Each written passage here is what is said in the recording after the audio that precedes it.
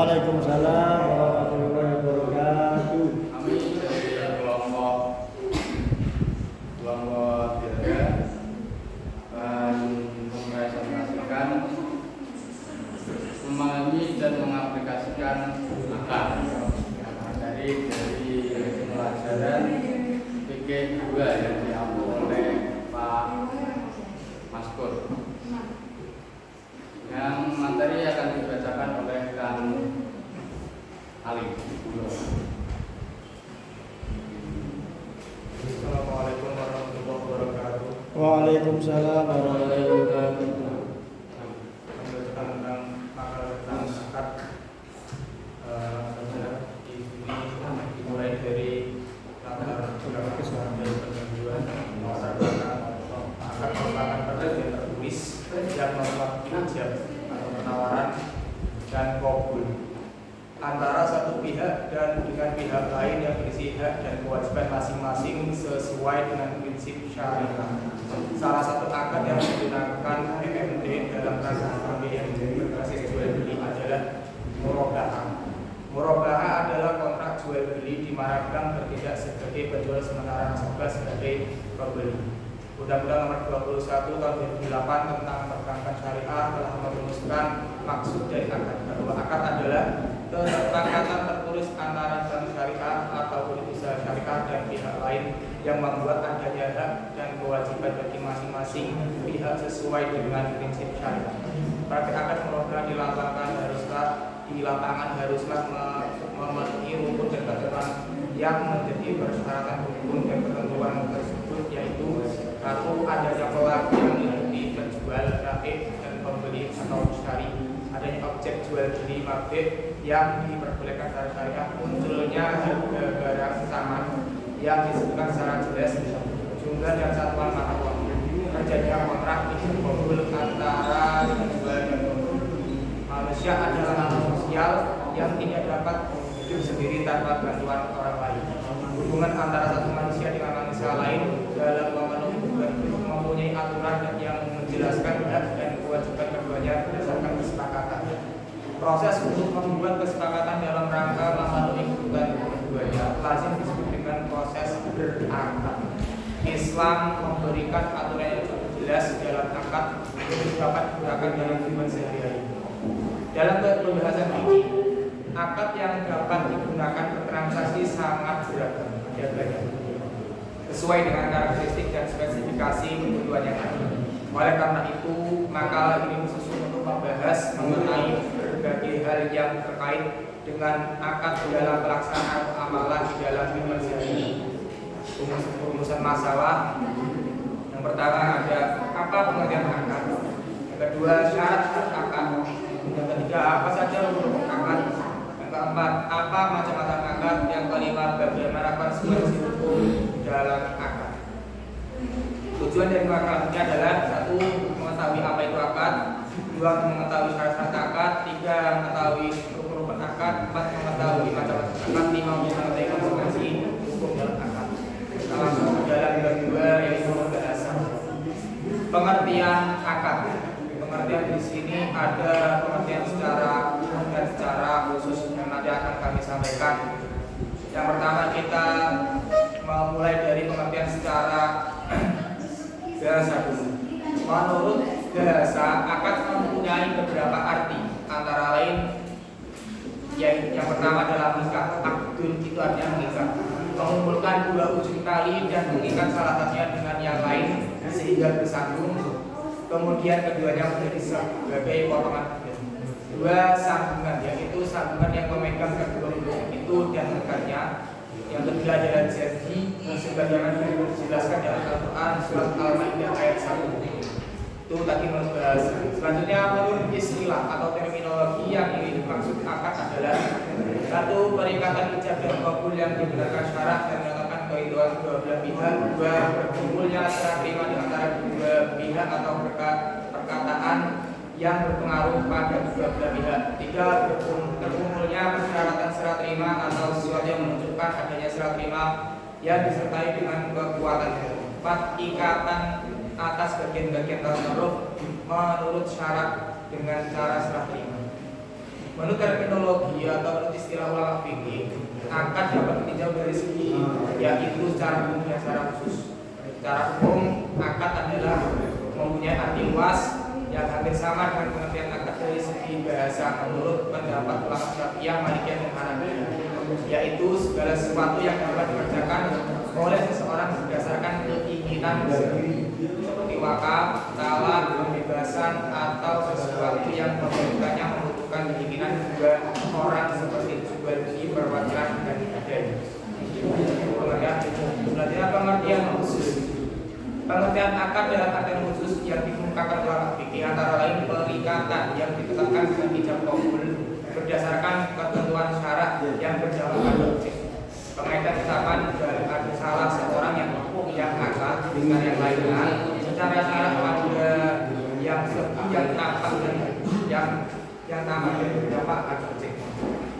Contoh ijab, pernyataan seorang penjual, saya telah menjual barang ini padamu, ijab. Atau saya serahkan barang kepada contoh kabul, saya beli barangmu atau saya terima barangmu. Kita lanjutkan di syarat-syarat akad. Setiap bentuk akad mempunyai syarat yang ditentukan syarat yang wajib disempurnakan. Syarat-syarat terjadinya akad ada dua macam. Satu, syarat-syarat yang umum yaitu syarat yang wajib sempurna wujudnya dalam berbagai akad. Dua, syarat-syarat bersifat khusus yaitu syarat yang wujudnya wajib ada dalam sebagian akad. Dalam akad yang lain tidak ada. Syarat-syarat umum yang harus dipenuhi dalam berbagai akad. Pertama, kedua orang melakukan akad cakap bertingkat atau ahli. Maksudnya kedua orang mampu melaksanakan akad. Tidak sah akad orang yang tidak cakap bertindak, seperti orang gila, orang yang berbeda di bawah, orang yang berada di bawah pengampunan atau mahjur, orang yang tidak diperbolehkan transaksi itu tidak boleh berakad. Yang kedua, yang dijadikan objek akad dapat menerima hukumnya. Yang ketiga, akad itu diizinkan oleh syarak dilakukan oleh yang mempunyai hak melakukan walaupun dia bukan akid yang memiliki barang. Contohnya wakil. Janganlah akad itu akad yang dilarang oleh syarak seperti jual beli, mulasabah. Yang kelima, akad dapat memberikan faedah sehingga tidak sah bila rohan dianggap sebagai imbangan amanah. Nah, ijab itu berjalan terus tidak sebelum terjadi kabul. Maka bila orang yang berijab menarik kembali mengantar kembali ijabnya sebelum kabul, maka batal ijab. Ijab dan kabul mesti bersambung sehingga bila seseorang yang terpisah sebelum akadnya adanya kabul, maka ijab tersebut menjadi batal. Selanjutnya rukun-rukun akad, penyusun akad atau komponen akad. Yang pertama ada akid. Akid itu adalah orang yang berakad, yaitu penjual dan pembeli. Kalau saja yang kedua nakut aleh. Nakut aleh itu adalah sesuatu yang diakadkan. Di sini ada benda-benda yang kalau jual beli ya benda yang dijual dan dibeli. Ketika hibah adalah sesuatu yang diberikan. Kalau akad ada ya yang digadaikan dan seterusnya. Yang ketiga maudhu akad, yaitu adalah tujuan akad atau maksud pokok pengakatan. Berbeda dengan akad, maka berbeda tujuan pokok akad. Dalam akad jual beli, tujuan pokoknya ialah memindahkan barang dari penjual kepada pembeli dengan diberi ganti. Tujuan akad hibah ialah memindahkan dari pembeli kepada yang diberi untuk dibelinya tanpa ada pengganti. Jadi tiap akad nanti maudhu akadnya beda. Tujuan pokok akad ijarah adalah pemberian manfaat dengan adanya pengganti dan seterusnya. Setiap akad akan berbeda. Nomor 4, simbol akdi. Simbol akdi adalah ijab dan qabul. Ijab dari penjual, saya menjual, saya menjual ini, saya menjual ini dengan harga segini.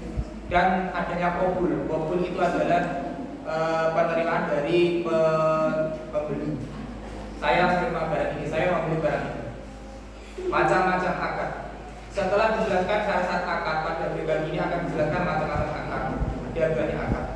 Yang pertama akad mujis yang akan dilaksanakan langsung pada waktu selesainya akad. Yang kedua akad mu'alaq, ialah akad yang di dalam pelaksanaannya terdapat syarat-syarat yang telah ditentukan dalam akad. Ketiga, akad mudhof ilaih adalah akad mudhof, yaitu akad yang dalam pelaksanaannya terdapat syarat-syarat mengenai penanggulangan pelaksanaan akad, pernyataan yang pelaksanaannya ditangguhkan hingga waktu yang ditentukan. Artinya dalam keadaan muwadha'ah atau talbiyah, yaitu kesepakatan dua orang secara rahasia untuk mengumumkan apa yang tidak sebenarnya. Hal ini ada 3 bentuk seperti di bawah. Yang pertama, bersepakat secara rahasia sebelum melakukan akad bahwa mereka berdua akan mengadakan jual beli atau lainnya secara lahiriah saja, menimbulkan sangkaan orang bahwa benda tersebut akan dijual. Misalnya menjual harta untuk membayar utang, hal ini disebut mu'tawadhah pada asal akad. Yang kedua, mu'awadhah terhadap benda yang digunakan untuk akad. Misalnya dua orang bersepakat menyebut mahar dalam juta yang besar di hadapan wali pengantin laki-laki dan wali pengantin wanita sepakat untuk menyebut dalam jumlah yang besar. Sedangkan mereka sebenarnya telah sepakat pada jumlah yang kecil dari jumlah yang disebutkan di hadapan hakim. Hal ini disebut mu'awadhah bil badal. Yang ketiga, mu'awadhah pada pelaku. Ialah seorang yang secara lahiriah membeli sesuatu atas nama sendiri secara batiniah untuk keperluan orang lain. Jadi kalau lahir dan batiniah berbeda. Yang kedua, ada hasil. Hasil adalah ucapan-ucapan yang dikatakan secara main-main, mengolok istilah yang tidak dikehendaki adanya akibat hukum dari akad tersebut. Hasil berwujud beberapa bentuk, antara lain mu'awadhah yang terlebih dahulu dijadikan seperti kesepakatan orang melakukan akad bahwa akad itu hanya main-main, atau disebutkan dalam akad seperti orang berkata buku ini pura-pura saya jual kepada Anda, atau dengan cara-cara lain menunjukkan adanya kualitas hasil, tanda-tanda hasil.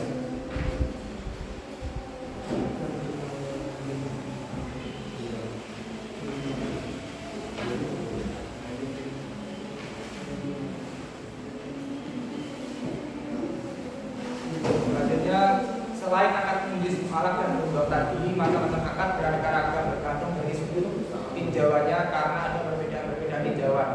Akad akan ditinjau dari segi-segi berikut. Yang pertama, ada dan tidaknya ismah pada akad, maka akan menjadi dua bagian, yaitu akad musama, yang B akad ghairu musama. Yang kedua, disyariatkan dan tidaknya akad. Ditinjau dari segi ini akad terbagi dua, yaitu akad musyarakah dan akad mamnu'ah. Kalau musyarakah itu adalah akad diberikan oleh syarak, sedangkan mamnu'ah adalah akad yang dilarang oleh syarak. Yang ketiga, sah dan batalnya akad. Ditinjau dari segi itu ada akad yang sahih dan ada akad yang tidak sahih. Yang keempat, ada dari sifat bendanya, ada akad ainiyah dan ghairu, ada akad ainiyah dan akad ghairu ainiyah. Yang kelima, cara melakukannya. Ada akad yang harus dilaksanakan dengan upacara tertentu seperti akad pernikahan terdiri oleh dua saksi, wali dan petugas pencatat nikah. Yang kedua adalah akad ridhoiyah, yaitu akad-akad yang dilakukan tanpa upacara tertentu dari yang terjadi karena keridhaan dua belah pihak seperti akad pada umumnya. Ini berbeda. Yang keenam, berlaku dan tidaknya akad, itu ada akad nafidah dan ada akad mauqufah. Luzum dan beberapa kewajibannya. Ada akad yang lazim, akad lazim menjadi hak dua belah pihak dan dapat dipindahkan dan dirusakkan seperti persetujuan jual beli dan akad-akad lainnya. Yang ketiga, akad lazim yang menjadi hak salah satu pihak seperti ron. Yang keempat, ada akad lazimah yang menjadi hak dua belah pihak tanpa menunggu persetujuan salah satu pihak, seperti titipan boleh diminta oleh yang menitipkan tanpa menunggu persetujuan yang menerima titipan, atau yang menerima titipan mulai mengembalikan barang yang dititipkan kepada orang yang menitipkan tanpa menunggu persetujuan dari yang dititipkan. Dan terakhir, konsekuensi hukum dalam akad.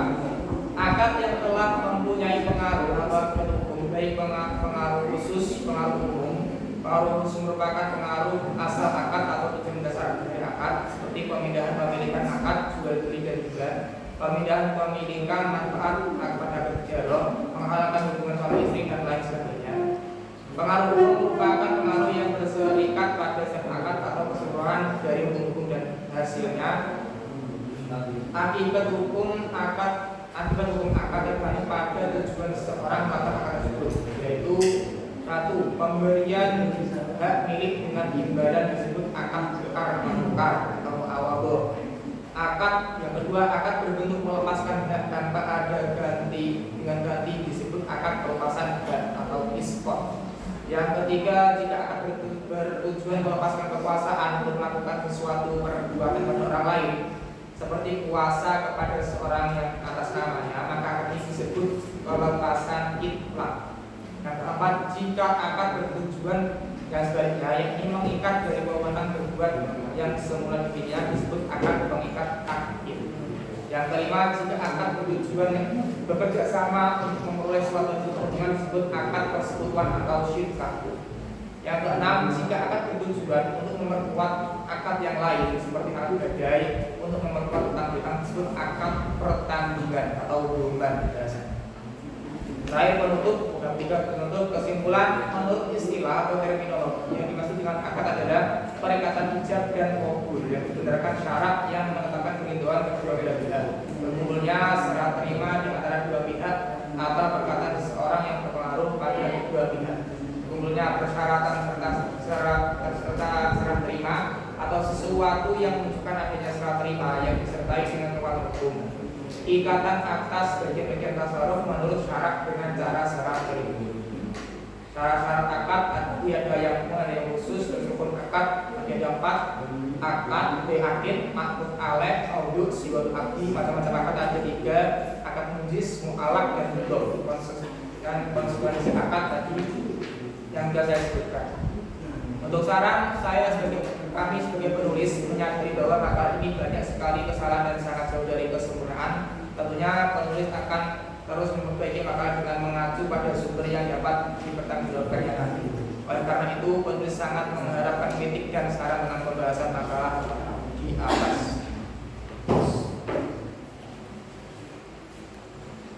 Oke, karena materi sudah dipaparkan oleh Bang Ali, saya mewakili dari kelompok kerja mengucapkan sekian dan terima kasih atas waktunya, dan mohon maaf yang sebesar-besarnya apabila ada salah kata atau kata yang kurang mengenakan dari pembawaan materi kita. Sekian.